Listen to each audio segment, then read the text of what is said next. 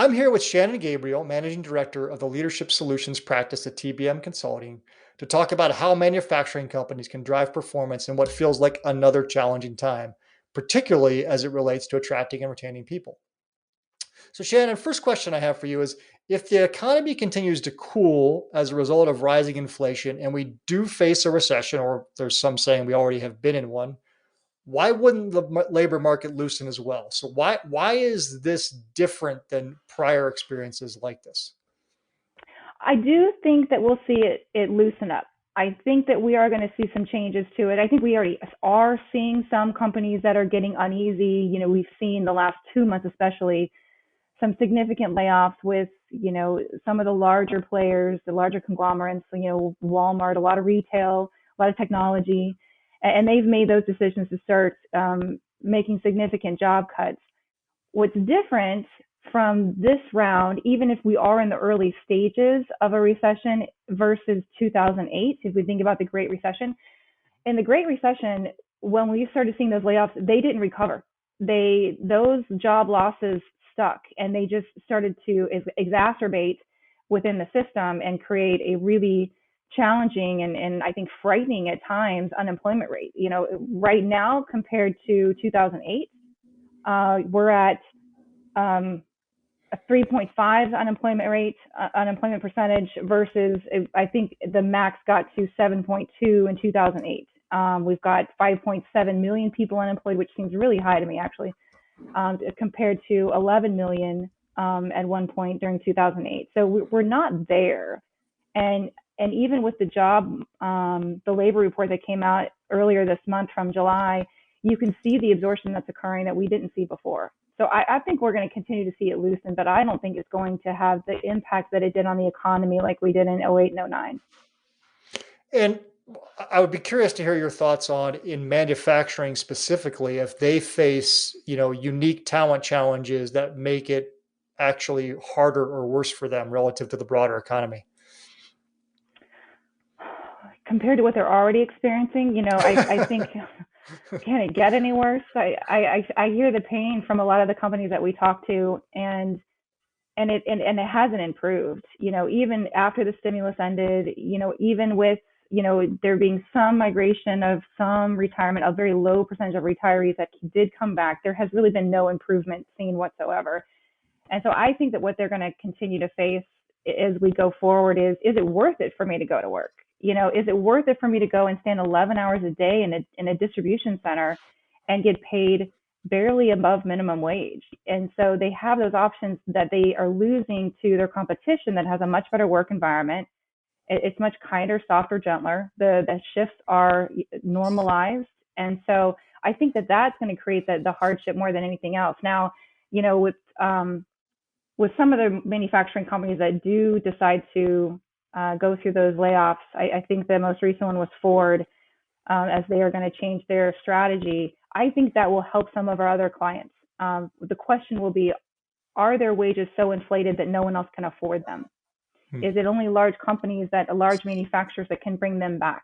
And how long and willing will they be to sit on a severance before they do go back?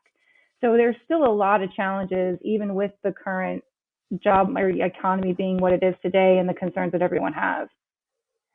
So what are some things manufacturers should be doing in the next 6 months, the short term, to deal with the rising cost of employment and the ongoing talent shortage? What would you advise them to do right now? I'm sure a lot of them already are doing this, but I think that the strategy sessions at the top and having a true keen understanding of what's happening within every rank in the organization is needed. Not assumptions, but actual true understanding of where there's risk to their business and where there's risk within the labor piece. Labor typically is the most unappreciated and most ignored when you go into almost any type of business strategy. And we see it even within mergers and acquisitions. And, they just don't evaluate the talent pool that they have, whether it be at the leadership level beyond the C-suite or within the ranks on the shop floor down to the supervisors and the associates. So I think from a strategy perspective, I would start evaluating what do we have today, what can we automate, and what can change the labor structure that we have with automation. Where do we see that there's risk within the organizational ranks right now, and let's mitigate behind those. Is it designed to a certain cell within the manufacturing site that's related to a certain product? Is that a product that we need to think about going away? Those are things that I start evaluating within the organization now to get ahead of everything in the next 6 to 12 months. What I wouldn't do, and I know it comes back to the title of what we have, is I wouldn't panic, because you can't rebound twice. You can't go through and do massive layoffs and furloughs through in 2020, try to bring those employees back, fail miserably doing it in most situations, because the reputation and the fear factor that's out there is so significant. It's the COVID PTSD that nobody can recover from. And you can do it once potentially because of the loyalty and commitment you have with certain employees, maybe because of the reputation you have in your market, but you can't do it twice. Because as companies start to rebound, and they will rebound again, as we saw even in the Great Recession, by November, I think it was, of 2009, companies started creating new jobs again, and we started tracking them within the labor market. So even in a year and a half time frame, they really can't afford to go through those layoffs and furloughs and think that they're going to be able to rebound with the labor component. I just don't think that they'll be able to do it twice.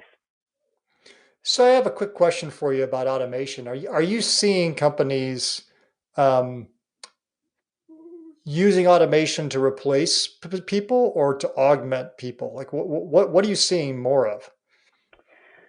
I can give you a great example. We had a client that we were working with that had a continuation of quick quits, resignations, terminations in their welding department.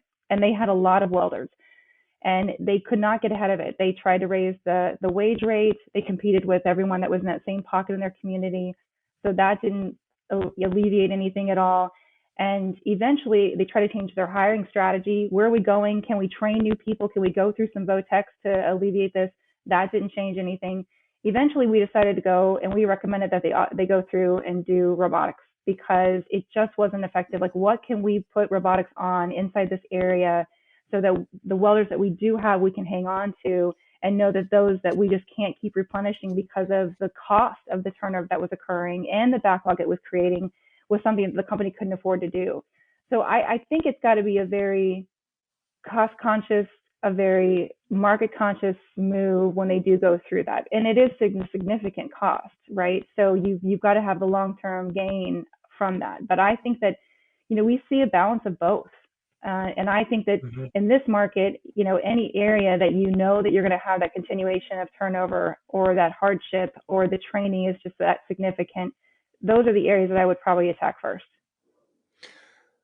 Thank you. So let's go back to the longer term here. So you said in the short term that the one thing you can't do obviously is panic and start cutting workforce because of all the reasons you shared about going through it twice, right? So let's think longer term here, 12, 18 months out, maybe 24 months out. What should manufacturers be doing now to be successful on that longer time horizon with their people strategies? I may have the most unpopular answer to this. We'll probably get some hate mail from it, but we're going to go for it. So I think the one thing that we've done in the past, and I did see that it was effective, though painful, is to go through the cost cutting that you can. And I say that especially in manufacturing, when you have such significant tenure internally. A lot of times when you go and evaluate inside the org chart and you measure the performance, the tenure, and the compensation that goes with that, there's an unbalance.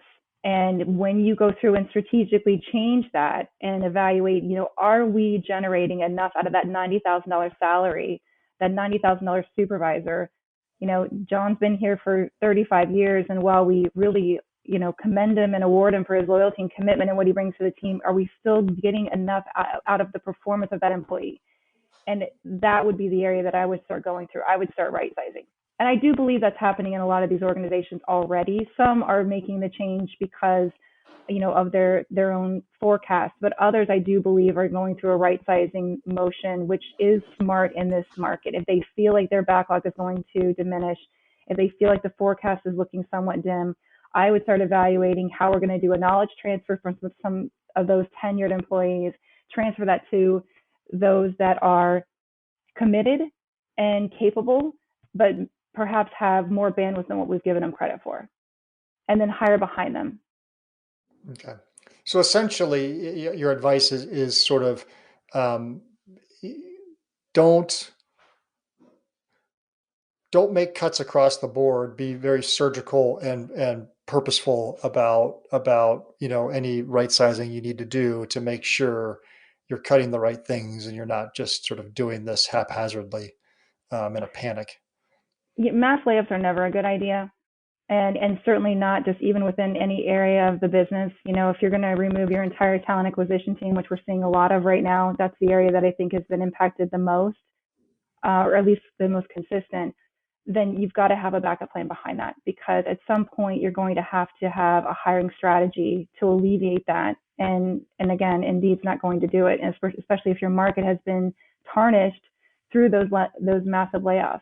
If it's right sizing and it is done in the right way, then it's going to help the business, and it's not going to hurt the business reputation in the market. And you can treat people so well in that, next phase in their career, whether it be to nudge them towards retirement or help them through to identify what's the next move for you within another organization and help them along the way with that. There are a lot of really good things you can do. But right now, I think the mass layoffs are going to send the wrong message, and it's actually going to impact the current workforce that they have. Because if you're sitting in, your job and 5 of your colleagues have just been laid off and you feel like you may be in jeopardy of being the next one, the first thing they're going to do is start looking for another opportunity, because they'll believe that it's going to be more stable somewhere else. Yeah. Before we lose you, let's talk about right sizing the right way. Let's talk about what, you said doing it the right way. What does the right way look like and what does the wrong way look like?